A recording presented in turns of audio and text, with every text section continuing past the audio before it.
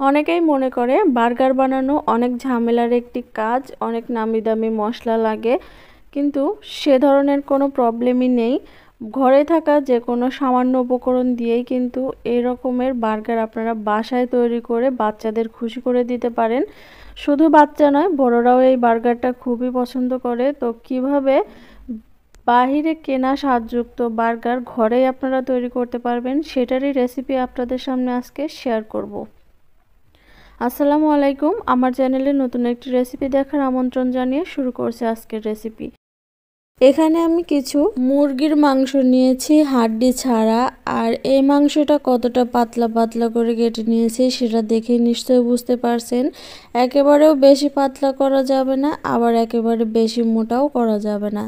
এখানে দিয়ে দিচ্ছি 1 চা চামচ আদা রসুন পেস্ট, পরিমাণ মতো লবণ, 1 চা চামচ মরিচের গুঁড়া আর হাফ চা চামচ হলুদের গুঁড়া।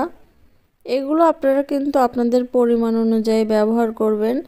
দিয়ে দিচ্ছি 1 চা চামচ গোলমরিচের গুঁড়া আর 2 চা চামচ দিচ্ছি জিরে বাটা আর এলাচ বাটা। এখানে 1 টেবিল চামচ দিয়েছি সয়া সস আর 1 চা চামচ দিচ্ছি লেবুর রস। সমস্ত উপকরণ দেওয়া শেষে হাত দিয়ে এভাবে মেখে ম্যারিনেট করে রেখে দিতে হবে কয়েক মিনিটের জন্য। আমি ভালো করে মেখে আধা ঘন্টার জন্য ম্যারিনেশন করে রেখে দিব। তো এভাবেই এখন ঢাকনা দিয়ে ঢেকে রেখে দিবেন। ফিরে আসতে আধা ঘন্টা পর। তো আধা ঘন্টা পরে আমার মাংসটা সেট হয়ে গেছে। এখন এভাবে একটা বাটিতে ময়দা নিয়ে নিয়েছি আর ভালো করে চেপে চেপে এভাবে ময়দার সাথে এটা সেট করে নিচ্ছি। দেখতেই পারছেন আমি কিভাবে চেপে চেপে এই মাংসটা সেট করে নিচ্ছি। এখন ঠান্ডা পানির মধ্যে ডুবিয়ে দিতে হবে।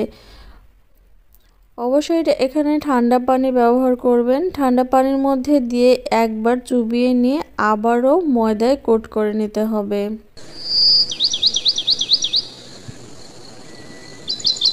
আর ময়দায় কোট করার সময় একটু ঠেসে ঠেসে কোট করবেন, যাতে করে ময়দাটা খুব ভালোভাবে মাংসের গায়ের সাথে লেগে যায়।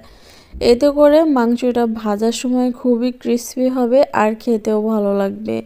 তো সেম প্রসেসে আমি সবগুলোই কিন্তু এভাবে ময়দা এবং পানিতে কোট করে নেব।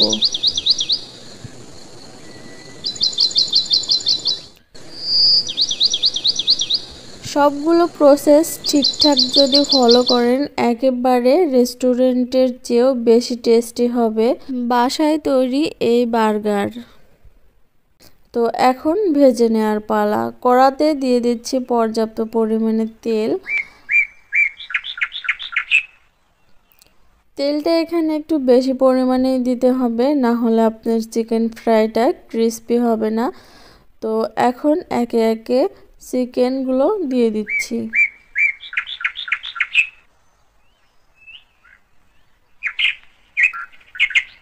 লো টু মিডিয়াম হিটে রেখে এটাকে ফ্রাই করে নিতে হবে।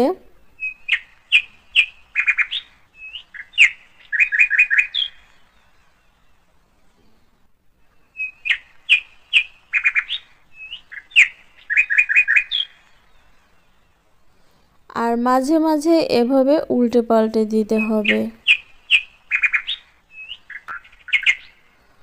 তো এভাবে আমার চিকেন ফ্রাইটা ভাজি করে নিয়েছি, এখন তুলে নেব।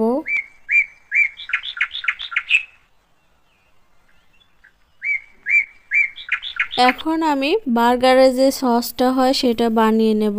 তার জন্য এখানে নিয়ে নিচ্ছি 2 টেবিল চামচ পরিমাণ মেয়োনিজ, আর দিয়ে দিচ্ছি 1 টেবিল চামচ পরিমাণ টমেটো সস, 1 চা চামচ সয়া সস। এখানে মেয়োনিজের রেসিপিটা আমার চ্যানেলে দেওয়া আছে, চাইলে আপনারা দেখে আসতে পারেন। আর দিয়ে দিচ্ছি হাফ চা চামচের মতো গোলমরিচের গুঁড়ো। এখন সমস্ত উপকরণগুলোকে খুব সুন্দরভাবে মিশিয়ে নিয়েছি। এখন একটা সাইডে রেখে দিচ্ছি আর এখানে একটা বার্গার বন কেটে নিচ্ছি। এই বনটার রেসিপিও আমার চ্যানেলে দেওয়া আছে, চাইলে সেটাও আপনারা দেখে আসতে পারেন। দেখতেই পারছেন কতটা নরম সফট তুলতুলে হয়েছে। এর রেসিপিটা খুব সহজভাবে কিভাবে তৈরি করবেন সেটা আমার চ্যানেলে দেওয়া আছে। বার্গার সস বা এই বনরুটির রেসিপি আপনারা আমার চ্যানেল থেকে দেখে আসবেন। আমি উপরে আই বাটনে দিয়ে দেব, চাইলে সেখান থেকেও দেখে আসতে পারেন। তো একটা ফ্রাই প্যানে দিয়ে দিচ্ছি ঘি, আর ঘিটা কিছুটা এভাবে গলিয়ে নিচ্ছি, যেহেতু এখন শীতের দিন ঘিটা জমাট বাঁধা অবস্থায় থাকে। তো এখন আগে থেকে যে বার্গার বনটা আমি কেটে রাখছিলাম সেটা এভাবে একটু ভেজে নিচ্ছি। আপনারা চাইলে না ভাজলেও পারেন, তবে ভেজে নিলে খেতে বেশি ভালো লাগে। এভাবে ভেজে নিয়ে আমি তুলে নিচ্ছি, সবগুলো এভাবে ভেজে নিয়েছি।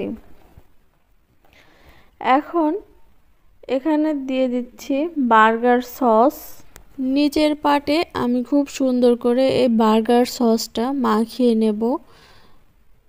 একটু বেশি বেশি করেই মাখিয়ে নেবেন, কারণ সসটা যত বেশি হয় ততই খেতে বেশি ভালো লাগে।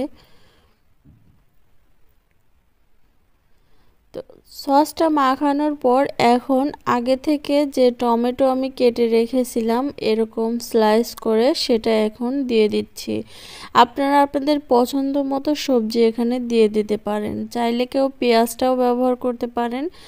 এখন দিয়ে দিচ্ছি সেই চিকেন ফ্রাই, আর তারপর আবারও টমেটো আর শসা কুচি দিয়ে এইভাবে সাজিয়ে নিচ্ছি। আর উপরের পাটেও আমি এখন এরকম করে বার্গার সসটা লাগিয়ে নেব।